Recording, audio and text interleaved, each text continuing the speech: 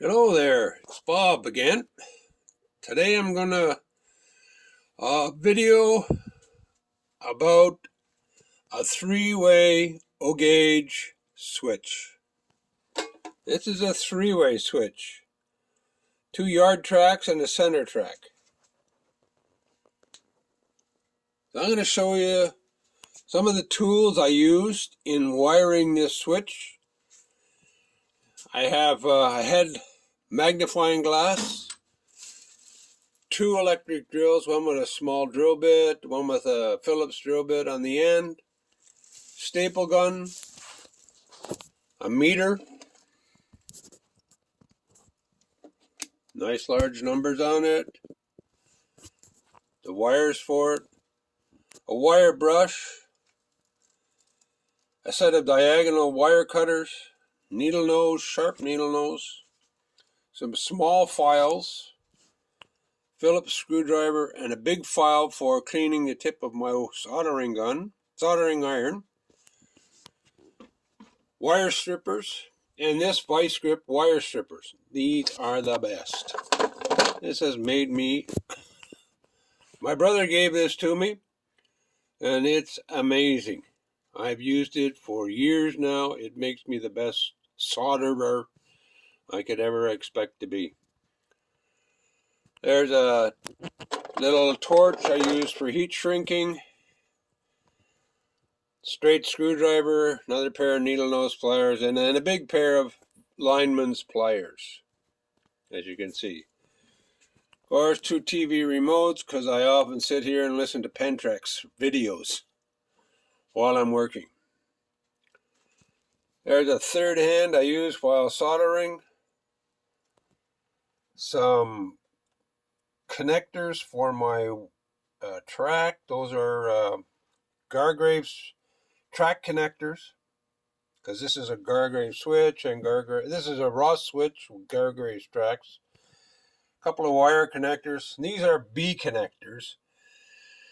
These are used to crimp the wires underneath once you get them together. Put one of these over and crimp them, and there's little teeth inside, and they bite and grab your through the thin insulation and make a connection. They're great. I use them a lot. Small multi screwdriver set, soldering flux, and of course a diagram on how to do it with description writing and description diagrams. That's non-derailing I'm working on. I did it. Well, it works. A spare transformer for Lionel that I can use to have sit here while I'm working and testing stuff. Some more supplies over there that I put my solder in, and my solder flux containers screwed to my workbench so they don't fall off. Soldering iron, well used. Wiper pad and cleaner. Another third hand, which I haven't used much on this, and I don't use this magnifying glass yet, but I may. It's pretty cool, has a light on it. The soldering iron I use all the time. I have a workbench plug, handy. Now we get to the switch. So this is a three-way switch. It's non-derailing, and those are the slow motion switch motors on it. They do work. I'll plug in the transformer and we'll liven this up. Let's see how things go. So, got the power up to 18 volts on that. We'll push a button here, see what happens. Oh, look at that, it moved over. Push this one too, and it comes back. Push it and it goes over again. This one works too.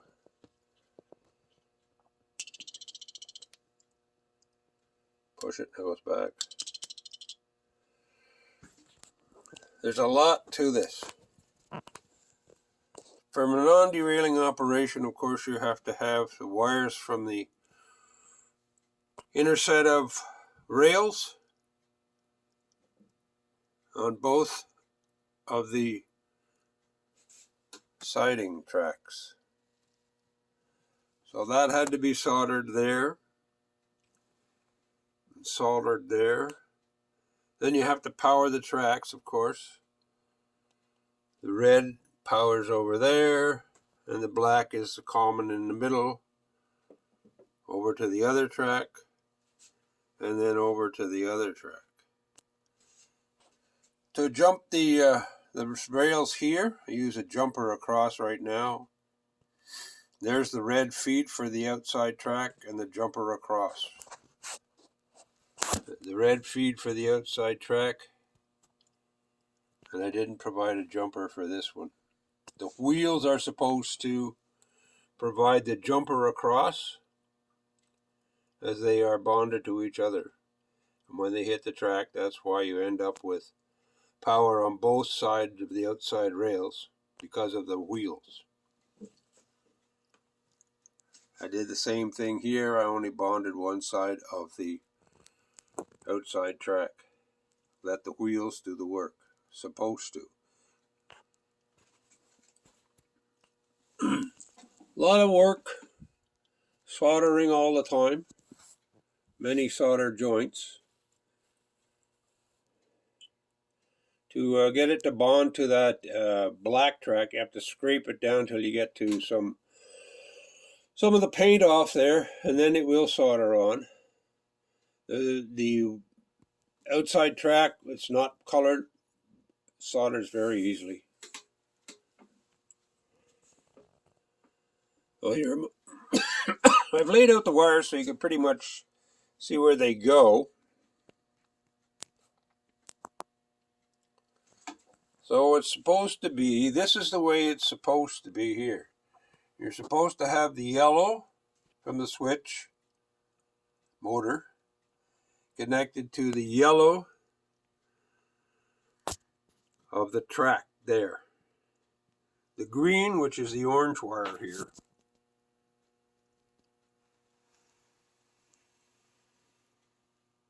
is connected to the inside of the frog track. I think that's what they're called. Maybe the frog is down here, but switch leg inner tracks are connected like that on both sides. The wires out of this switch were a little confusing at first, but once you figured out the red wire from the switch goes to the power of the outside track,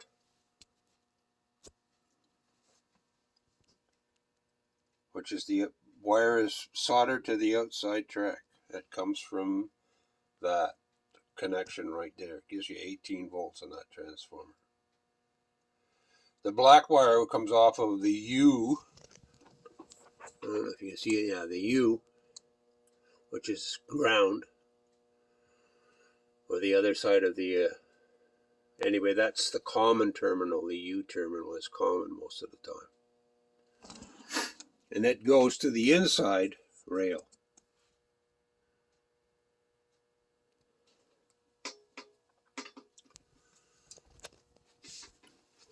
So this is the push button. So the whites from the push button and the white from the switch motor go together and are simply bonded to each other. The black from the switch motor and the switch are bonded to each other and powered with the black from the transformer. The red wire from here, from the switch motor, is connected to the red wire from there, and they're connected to the other red wire from the transformer. Same thing on this side.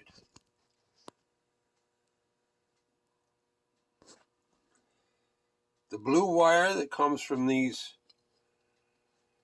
switch motor, I have yet to figure out. It says it's a data wire. I'm not sure what that exactly means. If anybody knows what those blue wires do, please in the comments let me know.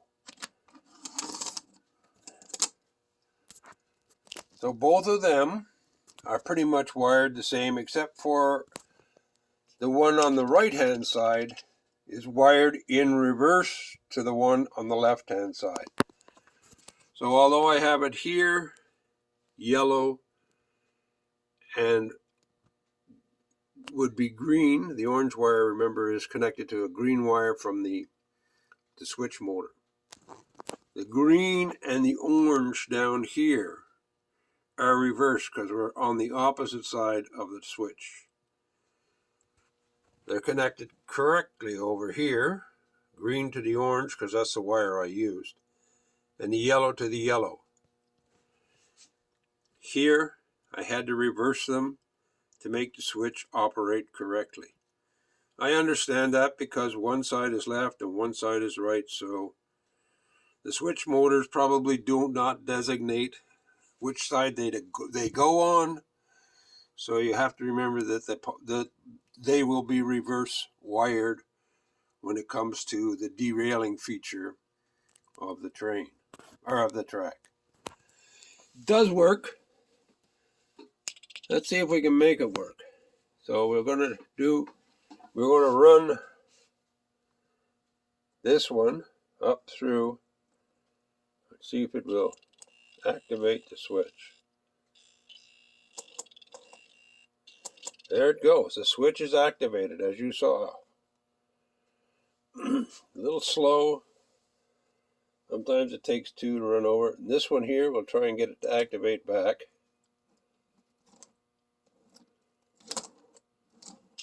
There it goes. So those are non-derailing. A little slow, mind you, but still non-derailing.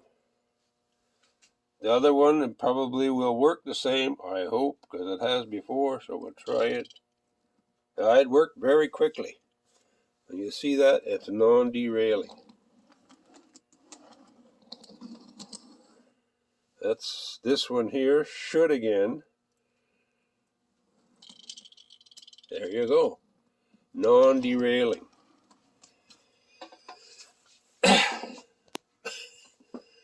This took me probably 8 hours of work to get it to this point. I know you know I have a great deal of wiring that I have, wires I have. There, it's acting up now. And this is the one thing I'm not quite sure about. I think that does cause me some issue. There we go. Okay. Bring it back.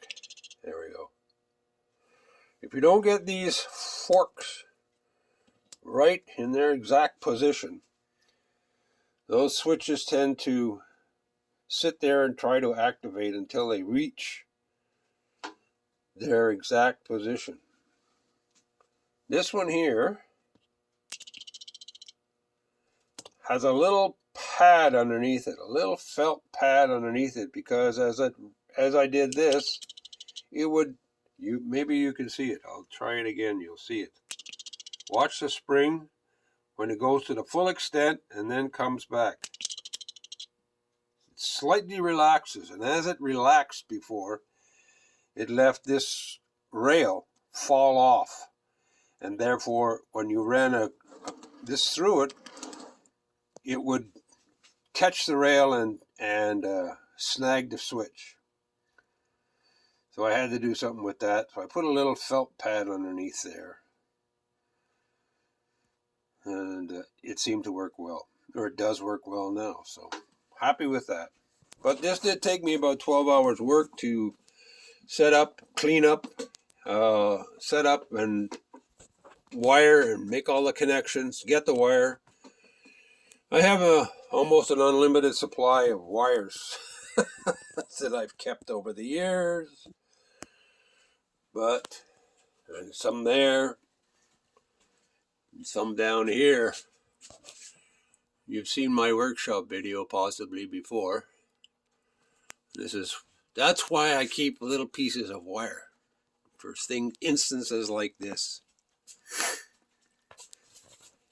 Anyway, I hope you enjoyed my video and some of the instructions. I'll give you a go over with the wires again, just in case you want to have another look. But the red feed actually is here. The black feed is here. They come down and feed the switches on both sides. The red wire comes across and like that and feeds the outside of the track. Here it comes down. There's a join here and it feeds this track and this track. The black wire connected from here, from the transformer to there, and then through the black wire here and connects to the center rail, and the center rail, all soldered. That's what takes the time. Anyway, I hope you enjoyed my video. Hope this helps somebody out there. If you have any questions or comments, put them down below. Give me a like and subscribe. Thanks very much for watching.